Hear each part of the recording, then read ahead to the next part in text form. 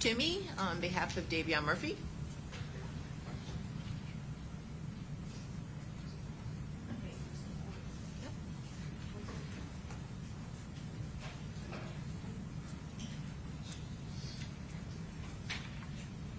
Good morning.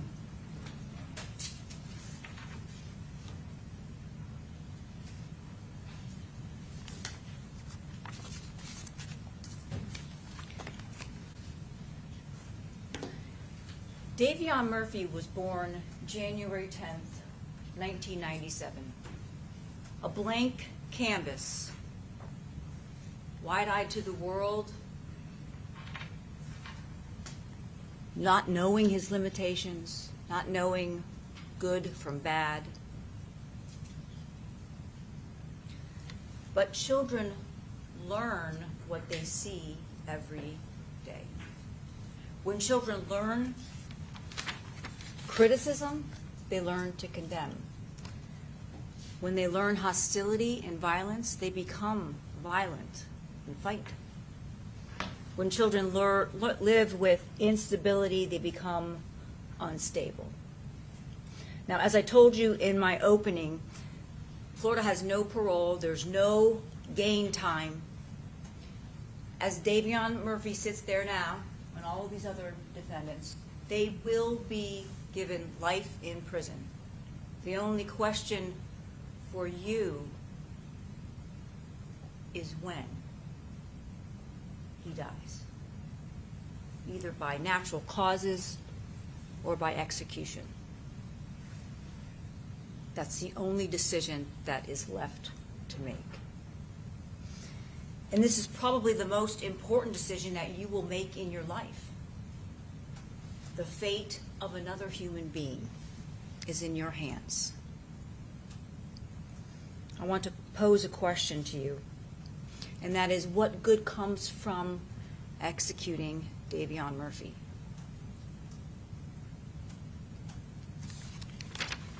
It seems like a simple question. It's not so simple. I think it was Gandhi that said, an eye for an eye eventually leaves everyone blind. There is no need to execute Davion Murphy.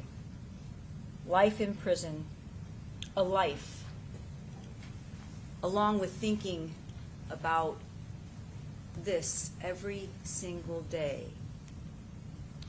Perhaps even maybe walking down the same hallway as his father, stomping the same concrete in those hallways in the Florida Department of Corrections as his father, his uncle, his younger brother that testified, his blood cousin, Rashad Murphy. A vote of death will only be the next statistic in this gang war that started in Jacksonville. It'll be just another statistic. And what comes from executing another human being? Nothing comes from it. It's not going to bring Charles Jones back. It's not going to change the events that occurred on June 23rd of 2023.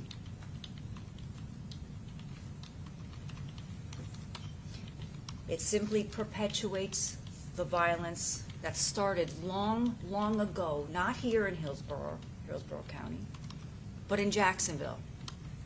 As you heard from the state's witnesses, the detectives, the gang detectives, so much violence so in these gangs that they have detectives that are given certain gangs to follow. That's what Davion Murphy grew up in. He grew up in East Jacksonville.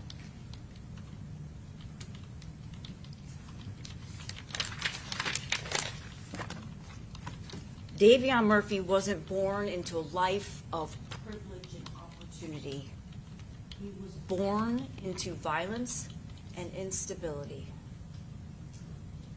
What chance did he have? And folks, I'm not offering you an excuse for these events or what happened. It's tragic. I'm simply offering you context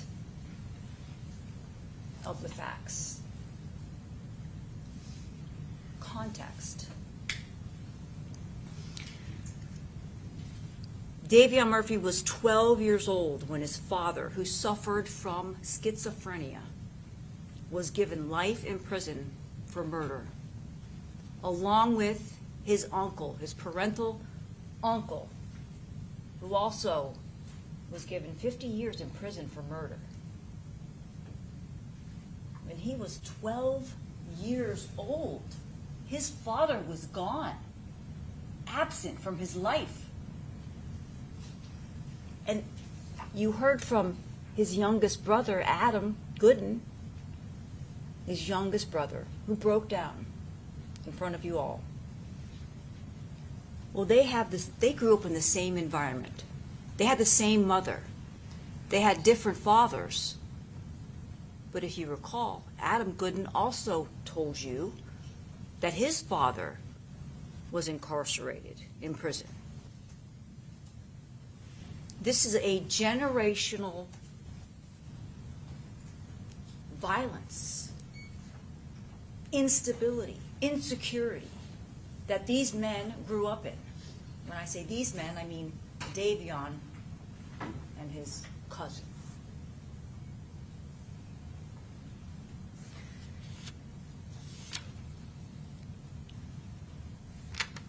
And you got to see this firsthand through the state's witnesses, their detectives, as well as through the individuals that testified on Davion's behalf.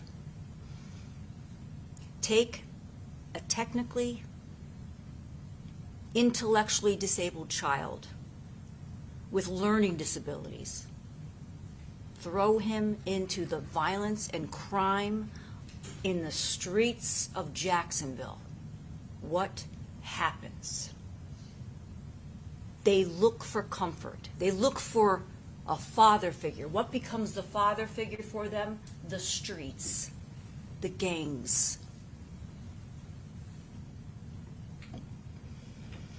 Now, as you saw, not only did Dr. Eisenstein, and we'll get to that in a moment, but Dr. Eisenstein testified that he was borderline intellectually disabled. They had long ago indicated that Davion Murphy had a mental disability. He was in special classes, he was in IEP classes, he had to repeat various grades, and he also suffered traumatic brain injury from all the various events that occurred in his life. Multiple motor vehicle accidents, fights, falling off a golf cart, or running a golf cart into a tree.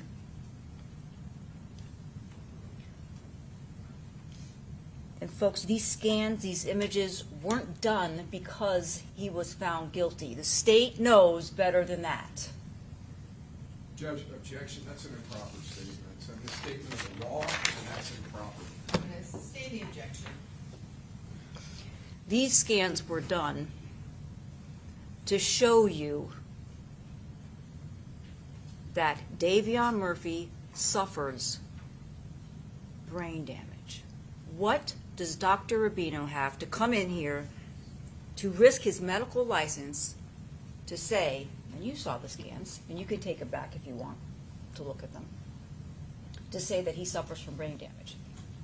And the state had its radiologist, a diagnostic radiologist, of whom I respect, Dr. Glickstein, I respect, but he doesn't have the knowledge and the upkeep of the new technologies. He wasn't able to, he hasn't seen he said, I think it was like once an MRI, DTI, which is commonly done in these radiology facilities. Why would a neuropsychologist recommend scans that a neurologist send to a radiology facility that then conducts the scans and gets those images, perform those.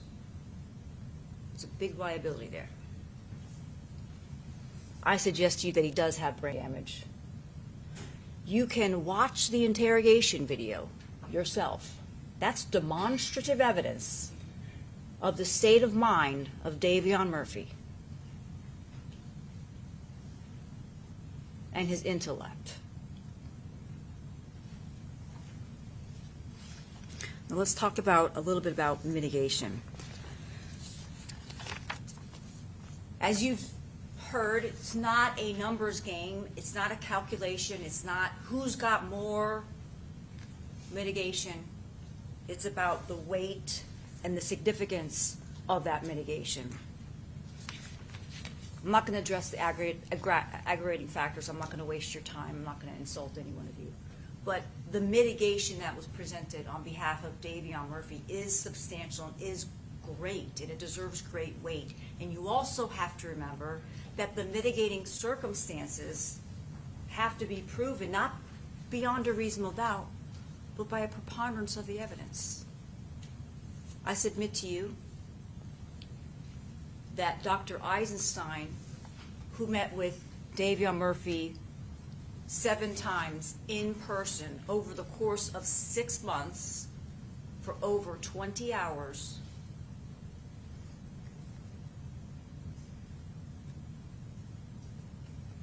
has a better idea, a better understanding of what Davion Murphy is about, not Dr. Warner, who met with him by Zoom for 80 minutes. And then when asked by the state about why she had such limited time, was because the jail only gave her 3 hours or something like that. Well, if you only had 3 hours, then say you need enough time. You didn't have enough time. You can't render a proper diagnosis or render an opinion because you didn't have enough time. Dr. Eisenstein had enough time. He took the time to know Davion Murphy, went through his records, his medical records. And why did we not provide Dr. Eisenstein with police reports, videotape interrogation, videos and such? Because we wanted to make sure that there was no bias, that Dr. Eisenstein met with Davion Murphy, without any bias in his mind. That's why.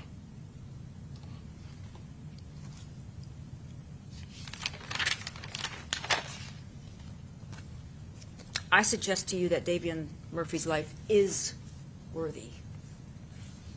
Davion Murphy is worthy. That he is redeemable. That he's made a grievous mistake. And that he should be punished. He will be punished. He's being punished every day.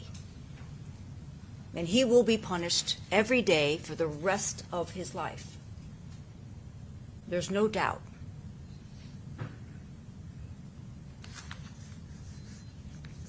But it's your job to look at him as an individual, all of these defendants as individuals, and not compare one to the other, but look at each of them as an individual person, and then decide whether the mitigation, which has a lower burden, and rightfully so, has been proven and substantially or outweighs the aggravation in this case.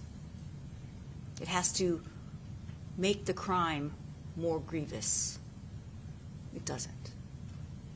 Life is the appropriate sentence. There's nothing that a death sentence is going to do in this case.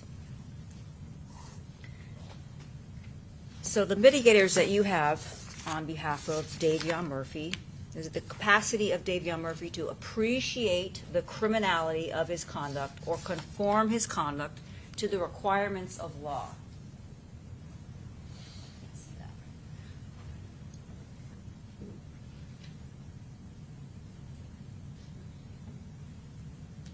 That's one.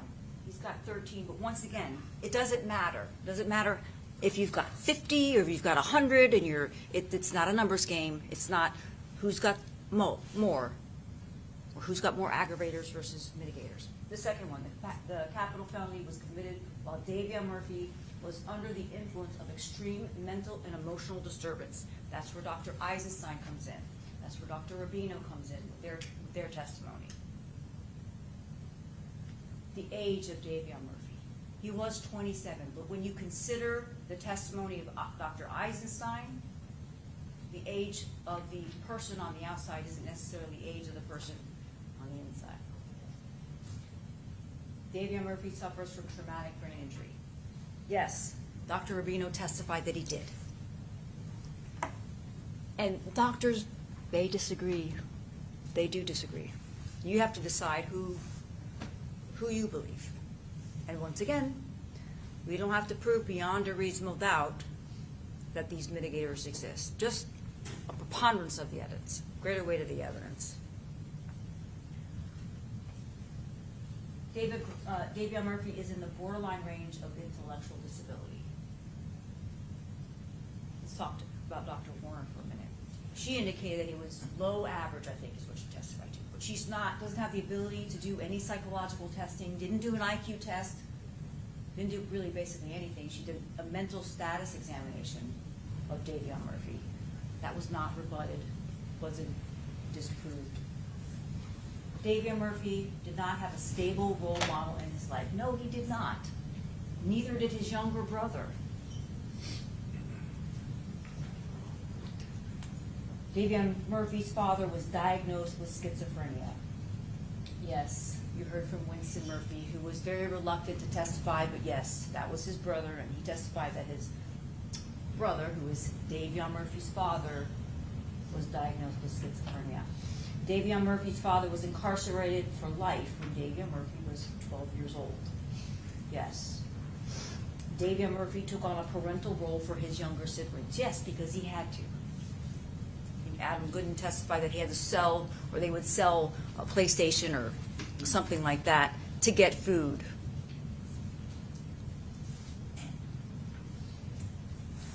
Davion Murphy is loved by his family. Yes, yes he is. And then the existence of anything else. That means that mitigation to you can be anything else that you decide it to be. You get to decide. Maybe it's something I didn't say or wasn't presented to you. Maybe it's something that just because you think life is more appropriate than death, than execution. Because this vote is individual to each one of you. It's an individual moral judgment that each one of you have. Yes, you have to go back and discuss the evidence and things, but it's your vote. It's not anyone's vote, and don't let anyone else try and convince you of what your vote should be when you go back there. It's your decision.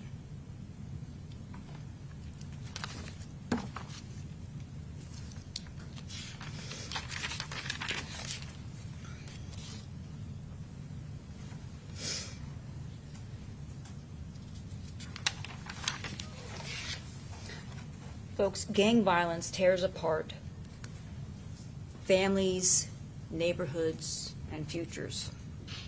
And that's exactly what it did with all these families, Charles Jones' family. The death penalty only guarantees that suffering and that violence continues. Life in prison for Davion is a just punishment. It removes him from society. And we can be tough on crime without the death penalty and just giving him life in prison.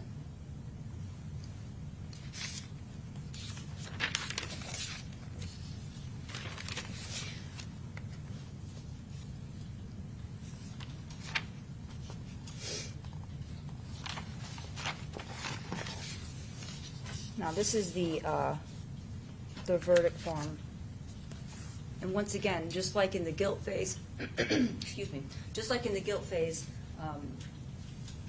just because you didn't hear from Davion Murphy, like you heard from Sean Gathright in the penalty phase, doesn't mean you can hold that against him. He's got the right to remain silent, and you cannot use that against him. Just want to remind you of that, for any of the defendants that did not testify in the penalty phase. But here's the verdict form. It's 3 pages long, but on that second page is where it has jury recommendation.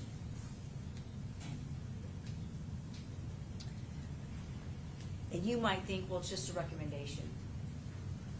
It is, but your recommendation will be given great weight by the court.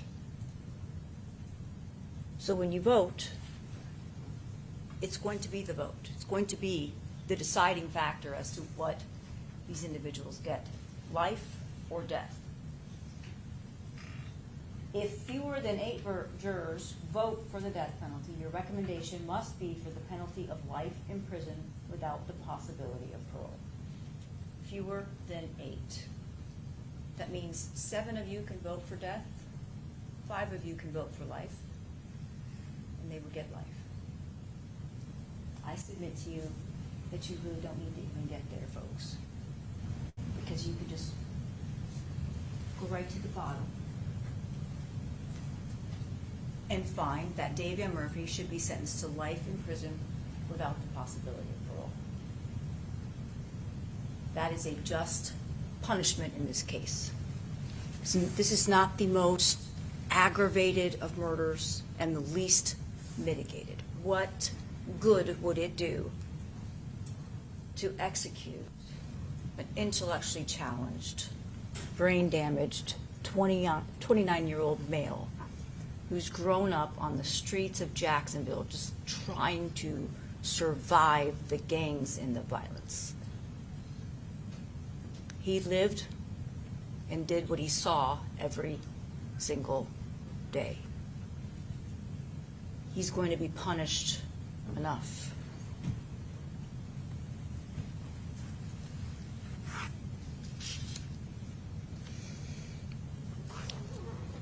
You can tell Davion Murphy that he did a terrible thing. This is terrible. It's tragic. But you can also tell him that he's redeemable and he has worth with a vote for life. Thank you. Thank you, Ms. Toomey and Mr. Hernandez, on behalf of Rashad Murphy.